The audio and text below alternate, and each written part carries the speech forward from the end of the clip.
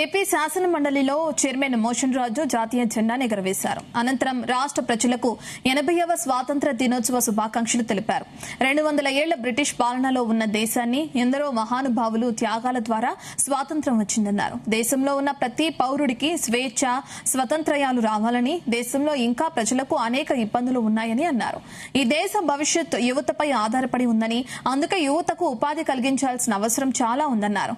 ఇప్పటికే కులం, మతం గొప్పదనే భావన ఉందని, దేశం అభివృద్ధి చెందాలంటే మతాలు, కులాల గురించి ప్రస్తావించకూడదని చైర్మన్ మోషన్ రాజు సూచించారు.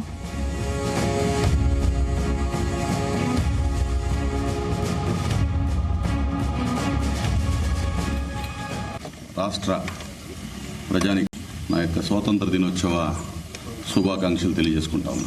స్వాతంత్రం రాకమునుపు 200 సంవత్సరాలు పరాయి పరిపాలనలో, బ్రిటిష్ వారి యొక్క పరిపాలనలో ఉండటం, తరువాత ఈ దేశంలో ఉన్నటువంటి అనేక మంది దేశభక్తులు బ్రిటిష్ వారిపై అలుపెరగని పోరాటం చేయటం, కొంతమంది అతివాదులుగాను, కొంతమంది మితవాదులుగాను ఏర్పడి మహాత్మా గాంధీ, సుభాష్ చంద్రబోసు, అల్లూరి సీతారామరాజు, అనేక మంది అటువంటి మహానుభావులు ప్రాణత్యాగాల ద్వారా, అలాగే వారి యొక్క ఆస్తుల త్యాగం ద్వారా, తన కుటుంబాలను త్యాగం చేసుకోవడం ద్వారా మనకి స్వతంత్రాన్ని తీసుకురావడం జరిగింది.